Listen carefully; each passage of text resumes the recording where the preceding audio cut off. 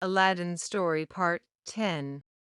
On the morning after the restoration of Aladdin's palace, the Sultan was looking out of his window, and mourning over the fate of his daughter, when he thought that he saw the vacancy created by the disappearance of the palace to be again filled up. On looking more attentively, he was convinced beyond the power of doubt that it was his son-in-law's palace. Joy and gladness succeeded to sorrow and grief. He at once ordered a horse to be saddled, which he mounted that instant, thinking he could not make haste enough to the place. Aladdin rose that morning by daybreak, put on one of the most magnificent habits his wardrobe afforded, and went up into the hall of 24 windows, from whence he perceived the Sultan approaching, and received him at the foot of the great staircase, helping him to dismount. He led the Sultan into the princess's apartment. The happy father embraced her with tears of joy, and the princess, on her side, afforded similar testimonies of her extreme pleasure. After a short interval devoted to mutual explanations of all that had happened, the Sultan restored Aladdin to his favor, and expressed his regret for the apparent harshness with which he had treated him. "My son," said he, "be not displeased at my proceedings against you. They arose from my paternal love, and therefore you ought to forgive the excesses to which it hurried me." "Sire," replied Aladdin, "I have not the least reason to complain of your conduct, since you did nothing but what your duty required. This infamous magician, the basest of men, was the sole cause of my misfortune." The African magician, who was thus twice foiled in his endeavor to ruin Aladdin, had a younger brother, who was as skillful a magician as himself, and exceeded him in wickedness and hatred of mankind. By mutual agreement they communicated with each other once a year, however widely separate might be their place of residence from each other. The younger brother, not having received as usual his annual communication, prepared to take a horoscope and ascertain his brother's proceedings. He, as well as his brother, always carried a geomantic square instrument about him. He prepared the sand, cast the points, and drew the figures. On examining the planetary crystal, he found that his brother was no longer living, but had been poisoned, and by another observation, that he was in the capital of the kingdom of China, also that the person who had poisoned him was of mean birth, though married to a princess, a sultan's daughter. When the magician had informed himself of his brother's fate, he resolved immediately to avenge his death, and at once departed for China, where, after crossing plains, rivers, mountains, deserts, and a long tract of country without delay, he arrived after incredible fatigues. When he came to the capital of China, he took a lodging at a khan. His magic art soon revealed to him that Aladdin was the person who had been the cause of the death of his brother. He had heard, too, all the persons of repute in the city talking of a woman called Fatima, who was retired from the world, and of the miracles she wrought. As he fancied that this woman might be serviceable to him in the project he had conceived, he made more minute inquiries, and requested to be informed more particularly who that holy woman was, and what sort of miracles she performed. "What," said the person whom he addressed, "have you never seen or heard of her? She is the admiration of the whole town, for her fasting, her austerities, and her exemplary life. Except Mondays and Fridays, she never stirs out of her little cell, and on those days on which she comes into the town she does an infinite deal of good, for there is not a person who is diseased, but she puts her hand on them and cures them." Having ascertained the place where the hermitage of the holy woman was, The magician went at night, and, plunging a poniard into her heart, killed this good woman. In the morning he dyed his face of the same hue as hers, and arraying himself in her garb, taking her veil, the large necklace she wore round her waist, and her stick, went straight to the palace of Aladdin. As soon as the people saw the holy woman, as they imagined him to be, they presently gathered about him in a great crowd. Some begged his blessing, some kissed his hand, and others, more reserved, only the hem of his garment, while others, suffering from disease, stooped for him to lay his hands upon them, which he did, muttering some words in form of prayer, and, in short, counterfeiting so well that everybody took him for the holy woman. He came at last to the square before Aladdin's palace. The crowd and the noise was so great that the princess, who was in the hall of 24 windows, heard it, and asked what was the matter. One of her women told her it was a great crowd of people collected about the holy woman to be cured of diseases by the imposition of her hands. The princess, who had long heard of this holy woman, but had never seen her, was very desirous to have some conversation with her, which the chief officer perceiving, told her it was an easy matter to bring her to her, if she desired and commanded it, and the princess, expressing her wishes, he immediately sent 4 slaves for the pretended holy woman. As soon as the crowd saw the attendants from the palace, they made way, and the magician, perceiving also that they were coming for him, advanced to meet them, overjoyed to find his plot succeed so well.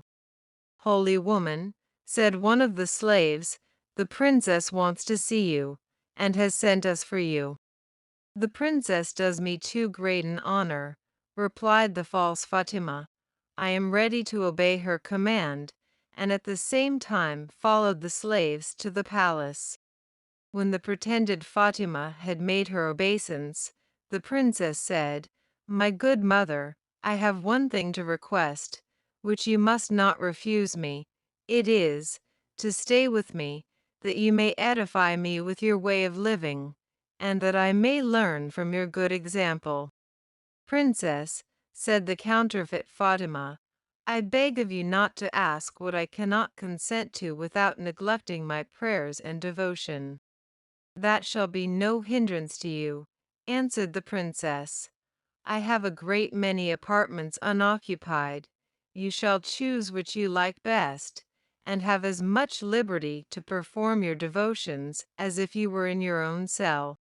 The magician, who really desired nothing more than to introduce himself into the palace, where it would be a much easier matter for him to execute his designs, did not long excuse himself from accepting the obliging offer which the princess made him. "Princess," said he, "whatever resolution a poor wretched woman as I am may have made to renounce the pomp and grandeur of this world, I dare not presume to oppose the will and commands of so pious and charitable a princess." Upon this the princess, rising up, said, "Come with me. I will show you what vacant apartments I have, that you may make choice of that you like best." The magician followed the princess, and of all the apartments she showed him made choice of that which was the worst, saying that it was too good for him, and that he only accepted it to please her. Afterward, the princess would have brought him back again into the great hall to make him dine with her, but he, considering that he should then be obliged to show his face, which he had always taken care to conceal with Fatima's veil, and fearing that the princess should find out that he was not Fatima, begged of her earnestly to excuse him, telling her that he never ate anything but bread and dried fruits, and desiring to eat that slight repast in his own apartment. The princess granted his request, saying, "You may be as free here, good mother, as if you were in your own cell. I will order you a dinner, but remember I expect you as soon as you have finished your repast." After the princess had dined, and the false Fatima had been sent for by one of the attendants, he again waited upon her. "My good mother," said the princess, "I am overjoyed to see so holy a woman as yourself, who will confer a blessing upon this palace. But now I am speaking of the palace, pray how do you like it? And before I show it all to you, tell me first what you think of this hall." Upon this question the counterfeit Fatima surveyed the hall from one end to the other. When he had examined it well, he said to the princess, "As far as such a solitary being as I am, who am unacquainted with what the world calls beautiful, can judge, this hall is truly admirable. There wants but one thing." "What is that, good mother?" demanded the princess. "Tell me, I conjure you." "For my part, I always believed, and have heard say, it wanted nothing, but if it does, it shall be supplied." "Princess," said the false Fatima, with great dissimulation, "forgive me the liberty I have taken, but my opinion is, if it can be of any importance, that if a roc's egg were hung up in the middle of the dome, this hall would have no parallel in the four quarters of the world, and your palace would be the wonder of the universe." "My good mother," said the princess, "what is a rock, and where may one get an egg?" "Princess," replied the pretended Fatima, "it is a bird of prodigious size, which inhabits the summit of Mount Caucasus. The architect who built your palace can get you one." After the princess had thanked the false Fatima for what she believed her good advice, she conversed with her upon other matters, but could not forget the roc's egg, which she resolved to request of Aladdin when next he should visit her apartments. He did so in the course of that evening, and shortly after he entered, the princess thus addressed him: "I always believed that our palace was the most superb, magnificent, and complete in the world, but I will tell you now what it wants, and that is a roc's egg hung up in the midst of the dome." "Princess," replied Aladdin, "it is enough that you think it wants such an ornament. You shall see by the diligence which I use in obtaining it, that there is nothing which I would not do for your sake." Aladdin left the Princess Butter al Buddoor that moment, and went up into the hall of 24 windows, where, pulling out of his bosom the lamp, which after the danger he had been exposed to he always carried about him, he rubbed it, upon which the genie immediately appeared. "Genie," said Aladdin, "I command thee in the name of this lamp, bring a roc's egg to be hung up in the middle of the dome of the hall of the palace." Aladdin had no sooner pronounced these words than the hall shook as if ready to fall, and the genie said in a loud and terrible voice, "Is it not enough that I and the other slaves of the lamp have done everything for you, but you, by an unheard of ingratitude, must command me to bring my master, and hang him up in the midst of this dome? This attempt deserves that you, the princess, and the palace, should be immediately reduced to ashes, but you are spared because this request does not come from yourself. Its true author is the brother of the African magician, your enemy, whom you have destroyed. He is now in your palace, disguised in the habit of the holy woman Fatima, whom he has murdered. At his suggestion your wife makes this pernicious demand. His design is to kill you, therefore take care of yourself." After these words the genie disappeared. Aladdin resolved at once what to do. He returned to the princess's apartment, and, without mentioning a word of what had happened, sat down, and complained of a great pain which had suddenly seized his head. On hearing this, the princess told him how she had invited the holy Fatima to stay with her, and that she was now in the palace, and at the request of the prince, ordered her to be summoned to her at once. When the pretended Fatima came, Aladdin said, "Come hither, good mother. I am glad to see you here at so fortunate a time. I am tormented with a violent pain in my head, and request your assistance, and hope you will not refuse me that cure which you impart to afflicted persons." So saying, he rose, but held down his head.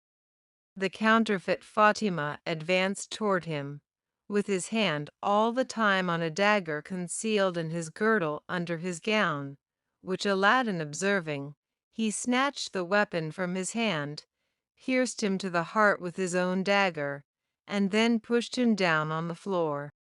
"My dear prince, what have you done?" cried the princess in surprise. "You have killed the holy woman." "No, my princess," answered Aladdin with emotion, "I have not killed Fatima, but a villain, who would have assassinated me if I had not prevented him. This wicked man," added he, uncovering his face, "is the brother of the magician who attempted our ruin. He has strangled the true Fatima, and disguised himself in her clothes with intent to murder me." Aladdin then informed her how the genie had told him these facts, and how narrowly she and the palace had escaped destruction through his treacherous suggestion, which had led to her request. Thus was Aladdin delivered from the persecution of the two brothers, who were magicians. Within a few years afterward the Sultan died in a good old age, and as he left no male children, the Princess Badr al-Budur succeeded him, and she and Aladdin reigned together many years, and left a numerous and illustrious posterity.